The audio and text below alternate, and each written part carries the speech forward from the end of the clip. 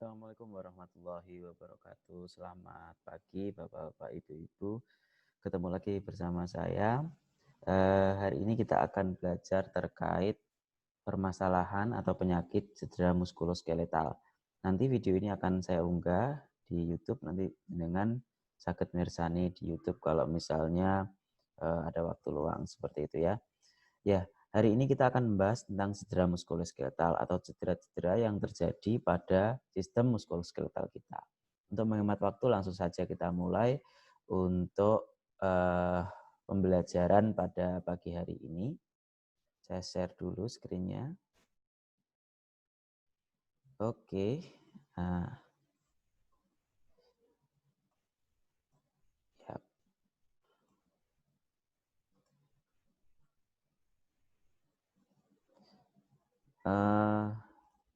Bapak Ibu yang saya hormati, saya rasa kalau cedera muskuloskeletal ini jenengan sudah paham semua nggih terkait apa itu cedera muskuloskeletal. Jadi pada pertemuan kali ini mungkin saya hanya ingin membahas mereview singkat saja untuk merefresh apa yang jenengan sudah ketahui bersama.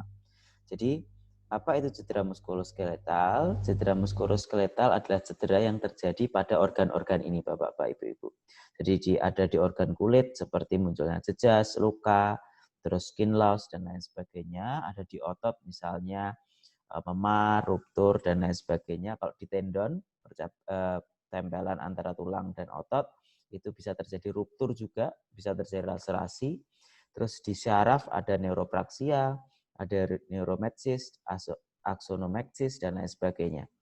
Di tulang ada fisur, fraktur yang ini mungkin di rumah sakit sering sekali ditemui, dan sendi, di sini ada dislokasi atau keseleo kalau orang sini bilangnya seperti itu. Jadi inilah jenis-jenis cedera muskuloskeletal. Jadi cedera muskuloskeletal tidak hanya patah tulang saja, tapi meliputi kulit sampai otot dan lain sebagainya. Itulah yang dikatakan cedera muskuloskeletal. Nah, yang pertama kita akan bahas fraktur. Fraktur itu merupakan terputusnya kontinuitas jaringan tulang. Jadi di mana ada kerusakan di tulang, bentuknya adalah putusnya hubungan antara bagian tulang. Nah, penyebabnya apa? Penyebabnya ada dua penyebab, Ibu Bapak. Ada cedera yang traumatis, ada cedera yang patologis. Intinya cedera traumatis itu adalah cedera yang diakibatkan karena benturan, karena pukulan dan lain sebagainya. Cedera patologis itu penyebabnya adalah penyakit. Contohnya adalah penyakit menaun, kanker, terus menyebabkan tulangnya menjadi rapuh dan patah. Nah, itu merupakan cedera-cedera unsur-unsur patologis atau penyebabnya adalah bukan cedera yang traumatis. Oke, kita lanjut manifestasinya. Apa sih yang diakibatkan oleh patah tulang itu banyak. Yang pertama paling umum adalah deformitas. Deformitas itu adalah kelainan bentuk tulang. Pasti bentuk tulangnya akan berubah. Yang kedua adalah bengkak. Efek trauma yang paling umum adalah bengkak. Terus kemudian ekimosis. Ekimosis itu ada perdarahan di sekitar kulit. Jadi kulitnya ada bentol-bentol merah seperti itu. Terus kemudian ada spasme otot, ada tenderness, ada nyeri. Nah, yang perlu diperhatikan ada tenderness dan nyeri ini sebenarnya sama-sama akibatnya juga nyeri. Tapi kalau nyeri itu muncul tanpa ada rangsangan. Misal contoh, jenengan pernah merasakan kok tidur terus tiba-tiba nyeri. Aduh, dengkulnya nyeri misalnya, dengkulnya sakit seperti itu. Kalau tenderness itu harus ditekan dulu baru muncul nyerinya. Jadi tenderness itu muncul ketika ada stresor yang diberikan sehingga namanya adalah tenderness. Yang berikutnya adalah kehilangan sensasi atau biasanya terasa kebas, gerigingan. Pergerakannya abnormal, krepitasi itu bunyi krek-krek-krek. Nah, misalkan karena ada patahan maka akan muncul bunyi krek-krek. Dan yang lumayan menyebabkan traumatik yang lebih berat lagi adalah perdarahan. Karena di sini akan bisa mengakibatkan nanti shock pada pasiennya. Nah, kategori patah tulang dibagi menjadi 4 secara garis besar Bapak Ibu. Yang pertama adalah displaced fracture. Jadi displaced fracture itu adalah tulang itu patah atau pisah menjadi dua bagian. Jadi misalnya tulang ini seperti ini, terus kemudian pisah menjadi dua bagian. Nah, ini namanya displaced fracture. Kalau non-displaced fracture, itu adalah patah tapi nggak sampai pisah.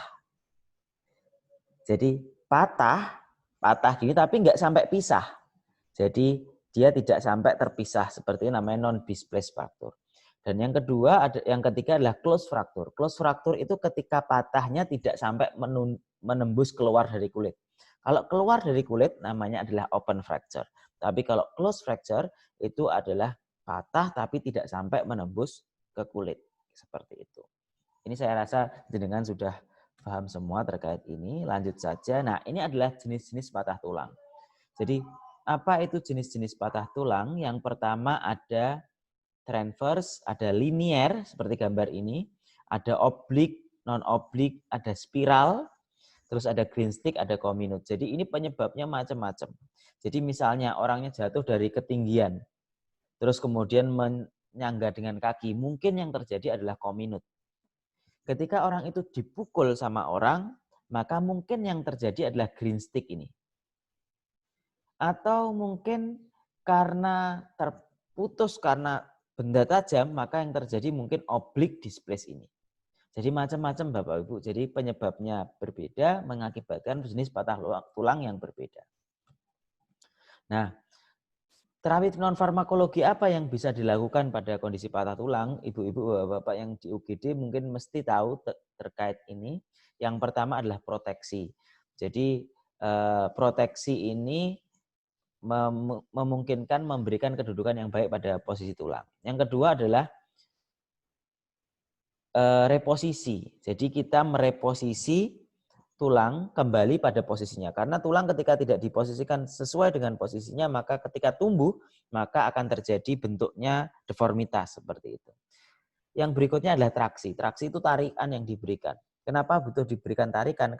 Karena ketika diberikan tarikan seperti ini, maka di alignment-nya supaya biar bisa klik seperti ini. Jadi tidak akhirnya biar bisa pas seperti itu. Maka akan diberikan traksi, diberikan beban biasanya tarikan. Kalau di rumah sakit mungkin dipasang skrup seperti itu ya. Jadi dipasang tarikan. Terus kemudian terapi farmakologi biasanya ini yang dilakukan kepada pasien yang mengalami patah tulang. Kita langsung saja ke tahap pembentukan tulang. Jadi ini adalah tahapan-tahapan pembentukan tulang. Jadi kalau jenengan bisa lihat di bawah sini, maka di sini ada berapa minggu mereka sembuh. Dan ada rentang waktunya. Bapak Ibu sekalian, rentang waktu ini sangat tergantung pada di mana patah tulang itu terjadi. Tulang apa pasien itu terjadi. Kalau tulangnya besar, maka membutuhkan waktu yang lebih lama. Nah, ini adalah tahapan-tahapannya. Yang pertama adalah tahapan hematoma. Tahapan hematoma itu pertama kali terjadi patah tulang pasti muncul hematoma seperti ini. Artinya muncul perdarahan. Kemudian muncul callus formation. Jadi mulai muncul ada eksternal callus, ada pembuluh darah baru, ada namanya spongy bone tuberculai. Jadi spongy itu ada seperti spon ya, bagian tulang baru yang seperti spon. Itu muncul. Itu pada fibrocartilagonous callus formation. Terus kemudian berikutnya muncul bony callus. Jadi callusnya itu yang muncul mengeras seperti tulang. Jadi mulai mengeras seperti tulang. Itu namanya bony callus formation. Dan yang keempat baru tahap remodeling. Jadi tahap remodeling di minggu ke-8 sampai 12 tergantung patahan tulang itu terjadi di tulang mana. Nah, penyembuhan tulang itu tergantung dari banyak hal Bapak Ibu. Yang pertama adalah usia. Semakin muda usianya maka semakin cepat sembuh frakturnya. Yang kedua adalah kesehatan. Semakin sehat orangnya, maka nutrisinya terpenuhi, sehat, maka semakin cepat juga sembuh patah tulangnya. Terus jenis frakturnya. Fraktur yang mana nih? Fraktur displace atau non-displace. Non-displace jelas dia bisa menyebabkan penyembuhan yang lebih cepat daripada displace. Itu. Tulang yang terlibat. Nah, contohnya di sini. Tulang jari itu hanya membutuhkan 3 3 minggu waktunya untuk sampai tahap remodeling. Sedangkan kalau tulang yang besar seperti femoralis, jadi tulang femoralis sampai 12 minggu untuk bisa tahap penyembuhan. Jadi itu merupakan tahapan-tahapan penyembuhan tulang tergantung akan hal-hal tersebut. Ada usia, kesehatan, jenis fraktur, luka, tulang yang terlibat. Nah, ada syarat ternyata untuk tulang itu bisa menyatu kembali. Apa syaratnya? 3 hal saja. Yang pertama adalah viability of fragment. Apa itu viability of fragment? Viability of fragment itu ada atau tidaknya suplai darah ke sana. Jadi kalau misalnya bebatnya terlalu kencang, tidak ada suplai darah ke sana, yang akhirnya bisa menyebabkan mati bagian itu dan tidak bisa tumbuh tulangnya. Ini biasanya contoh ini kita temui di kasus-kasus misalnya sangkal putung seperti itu. Dibebat dengan terlalu erat sehingga datang ke rumah sakit keadaannya sudah membusuk karena memang tidak ada suplai darah ke sana. Yang kedua adalah imobilitas. Wajib hukumnya ketika tulang patah itu harus diimobilisasi. Biasanya difiksasi. Kalau di rumah sakit menggunakan gips. Kalau keadaannya di luar rumah sakit biasanya difiksasi menggunakan plat seperti itu untuk mencegah adanya mobilisasi. Karena mobilisasi itu akan merusak tahapan yang tadi, callus formation. Jadi kalusnya akan hancur lagi seperti itu. Yang ketiga adalah tidak ada infeksi. Jadi ketika ada infeksi maka tulang tersebut ya otomatis tidak akan bisa menggabung seperti itu. Ingat, 3 syarat tulang itu bisa menyatu kembali. Nah, apa komplikasi yang terjadi pada patah tulang? Yang pertama ada shock neurogenik, ada infeksi, ada nekrosis, ada cedera vaskuler dan saraf, ada kerusakan arteri, dan yang paling sering muncul adalah compartment syndrome. Nah, compartment syndrome ini adalah ketika patahan tulang ini, jadi otot itu terdiri dari kompartemen-kompartemen seperti itu, sehingga otot ini terlalu menekan tulangnya, sehingga suplai darah tidak ada di sana, maka yang terjadi adalah jaringannya mati seperti itu. Itu namanya compartment syndrome. Lanjut, ini komplikasi. Jadi ketika patah tulang itu tidak tertangani, apa yang terjadi? Yang pertama adalah delay union. Delay union itu adalah keterlambatan gabung. Jadi gabungnya lama itu terdelay. Kalau pesawat delay, jadi ada lama datangnya. Delay union. Yang kedua adalah non-union. Nggak bisa gabung. Karena mungkin infeksi, atau karena pergerakan terus-menerus, sehingga memang nggak gabung. Namanya non-union. Ada yang ketiga namanya malunion. Malunion itu adalah keadaan dia gabung, tapi posisinya salah seperti ini. Karena tidak direposisi. Jadi namanya malunion. Yang keempat adalah luka akibat tekanan. Jadi bebatannya terlalu erat sehingga muncul luka pada tekanan.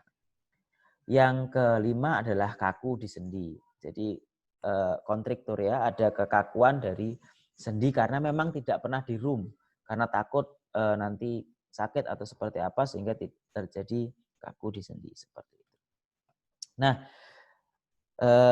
cedera muskuloskeletal terkait tulang tadi sudah kita bahas. Kita akan bahas juga luka terkait kombustio atau luka bakar. Saya rasa Bapak Ibu juga sudah paham semua terkait luka bakar.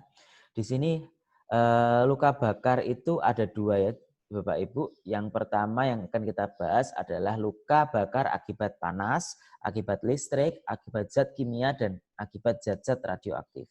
Dan yang berikutnya adalah cedera inhalasi. Luka bakar yang terjadi bukan di kulit tapi saat diinhalasi. Jadi ini kematiannya, angka kematiannya cukup besar sampai 60%. Beda dengan luka bakar ya. Kalau luka cedera inhalasi ketika sudah luka bakar sampai masuk ke paru-paru, dihirup, maka akan terjadi kematian itu sampai 60%. Karena terjadi bakaran, artinya luka bakar di dalam organ dalam. Seperti itu. Ini adalah gambaran-gambaran luka bakar. Jadi banyak sekali jenis luka bakar. Ada tersengat listrik, terus kemudian ada frostbite, jadi luka bakar karena dingin, itu ada.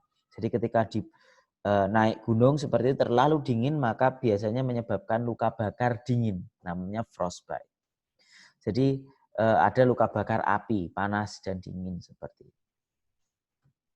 Nah, terkait patofisiologi, jadi sebenarnya berapa faktor yang bisa menyebabkan luka bakar semakin parah atau tidak? Yang pertama adalah tulang yang terlibat, organ yang terlibat. Jadi ketika organnya mudah mengantarkan listrik seperti contohnya otot, pembuluh darah, persyarafan, itu akan cepat menyalur ke seluruh tubuh. Tetapi kalau daya hantarnya adalah tulang, maka dia akan semakin lambat. Jadi itu terkait konduktivitas listrik ya. Yang kedua adalah semakin adekuat sirkulasi perifer, maka suplai listrik itu semakin cepat. Dan yang ketiga adalah ketebalan kulit. Jadi kalau semakin tipis kulit yang bersentuhan, misalnya kulit bagian tangan ini semakin mudah tersengat listrik dibanding kulit yang tebal. Contohnya punggung, pantat, paha. Itu semakin tebal kulitnya, maka semakin ringan atau semakin kecil potensi untuk tersengat listrik. Kemudian jenis dan ketebalan baju pelindung. Semakin tebal bajunya, otomatis semakin lama hantaran listrik tersebut bisa mengenai tubuh. Lanjut, ini adalah patofisiologi. Pada intinya seperti ini Bapak-Bapak, Ibu-Ibu. Jadi ketika luka bakar itu mengenai tubuh, maka yang pertama terjadi adalah perlukaan itu menyebabkan trombosit dan leukosit nempel di pembuluh darah. Dan ini menyebabkan namanya adalah permeabilitasnya meningkat. Jadi permeabilitas pembuluh darah vaskuler nanti akan meningkat. Seperti di gambar ini akan terlihat lubang-lubang seperti ini.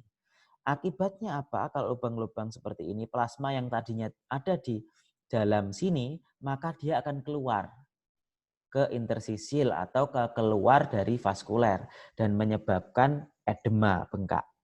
Menyebabkan bengkak. Otomatis kalau bengkak menyebabkan apa? Menyebabkan yang terjadi adalah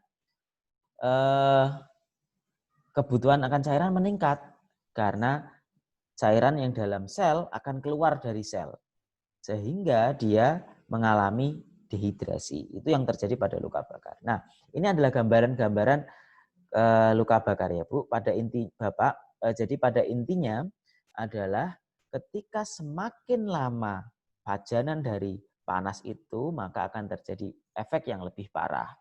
Semakin tinggi derajatnya, maka juga akan mengakibatkan lebih parah. Semakin tinggi dan semakin lama akan semakin parah. Contoh di gambar ini. Jadi kalau 49 derajat Celcius mengakibatkan luka bakar itu butuh waktu 10 menit Bapak Ibu. Tapi kalau di atas 70 derajat Celcius itu akan 0 menit saja baru tersengat saja itu sudah mengakibatkan luka bakar. Jadi ini adalah gambaran grafik pajanan panas yang sudah saya gambarkan dalam bentuk grafik. Nah, ini yang kita akan bahas berikutnya adalah cedera inhalasi. Bapak Ibu kalau misalnya mengetahui kasus kebakaran seperti itu, ada kasus meninggal di dalam. Orangnya meninggal di dalam rumah terbakar. Sebenarnya apa sih yang mengakibatkan mereka itu meninggal terbakar? Apakah langsung terbakar sehingga dia mengakibatkan meninggal karena kebakaran? Tidak. Jadi yang muncul di dia biasanya adalah ini, cedera inhalasi. Jadi semakin lama orang tersebut di dalam rumah meskipun tidak terkena api langsung, maka setidaknya mereka akan menghirup namanya gas CO. Gas CO ini gas yang diakibatkan oleh kebakaran tadi, asap yang diakibatkan oleh kebakaran ketika terhirup dalam tubuh, maka dia memiliki keterikatan dengan hemoglobin itu 230 kali lebih kuat dari oksigen. Sehingga ketika menghirup oksigen, oksigennya nggak kebagian tempat. Yang kebagian tempat adalah gas CO-nya saja. Dan inilah yang menyebabkan orang korban tersebut, kebakaran tersebut pingsan duluan. Karena tidak terjadi hipoksia di otak. Terjadi hipoksia di otak, akhirnya dia pingsan duluan, sehingga terbakarlah. Jadi pas korban tersebut terjadi kena kebakaran seperti itu, sebenarnya pasiennya mungkin dia berusaha keluar, tapi nggak sempat karena pingsan duluan. Karena apa? Keterikatan, afinitas dari CO itu lebih tinggi, 230 kali daripada oksigen, sehingga dia bisa pingsan duluan, terjadi hipoksia. Dan pajanan 4 jam dari panas itu bisa menyebabkan acute respiratory distress syndrome yang menyebabkan luka bakar inhalasi di bagian dalam. Kalau di gambar ini ada seperti ini Bapak Ibu. Ini di bagian saluran nafas bagian atas itu terjadi sampai luka bakar seperti ini. Dan ini kematiannya 50-60%. Ini gambaran ini. Nah, ini gambaran cairan hilang tadi yang saya ceritakan. Jadi sebenarnya pembuluh darah ini ketika kena luka bakar akan membuka, permeabilitasnya akan meningkat sehingga plasmanya akan keluar. Ketika plasma keluar ini, proses permeabilitasnya ini membuka ini sampai bahkan 36 jam. 24 sampai 36 jam. Dia membuka terus. Nah, ketika membuka seperti itu, Bapak Ibu, maka plasma itu akan keluar. Kapan berhenti ini membuka, permeabilitasnya menutup kembali, itu setelah 2 hari atau 48 jam. Maka dia akan menutup kembali. Tetapi plasmanya masih di luar, Bapak Ibu. Plasmanya masih di luar. Nah, plasmanya di luar itu masuknya butuh waktu 5 hari baru bisa masuk lagi ke dalam. Oleh karena itu biasanya diberikan transfusi pada pasien-pasien seperti tersebut. Jadi untuk mengurangi akibat dari dehidrasi, maka biasanya dikasih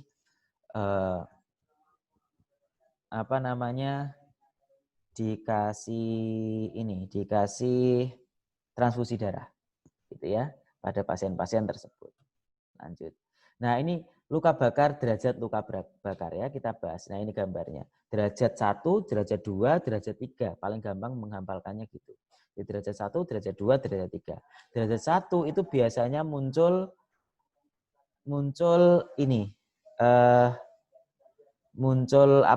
kemerahan di sekitar kulit. Jadi muncul kemerahan di sekitar kulit.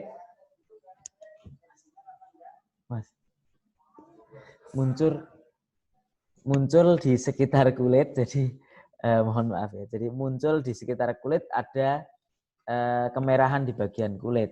Jadi muncul di bagian kulit ada kemerahan karena luka bakar. Yang derajat 2 itu biasanya muncul bula. Bula itu apa? Bula itu ketika ada cairan di dalam lapisan kulit. Kalau jenengan tahu biasanya ada bula, ada cairannya, itu derajat 2. Derajat 3 itu biasanya muncul sampai kehitaman. Jadi dia luka bakar sampai area subkutan. Jadi area paling dalam. Jadi derajat luka bakar itu untuk menggambarkan kedalaman luka bakar. Sampai mana sih kedalaman luka bakar. Dan kalau dilihat mana yang paling nyeri, paling nyeri adalah derajat 2 sebenarnya. Derajat 3 sudah tidak ada nyeri sama sekali. Ini gambarnya. Jadi derajat 3 itu muncul anestesia. Gambarannya hitam dan kering. Tetapi derajat 2A ini paling sakit, hiperestesia. Bulanya ada bula terus warnanya merah. Derajat 1 juga nyeri, hiperestesia. Dia biasanya nyeri di bagian permukaan kulit seperti itu. Nah, ini contoh-contohnya. Nanti jenengan bisa baca, nanti saya akan share.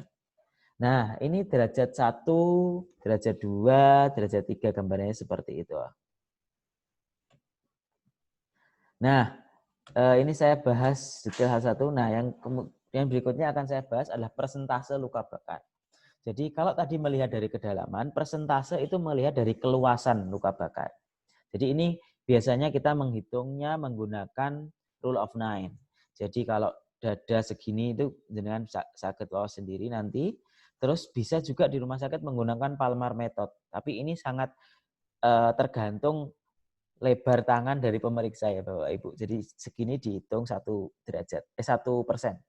Jadi tergantung nanti.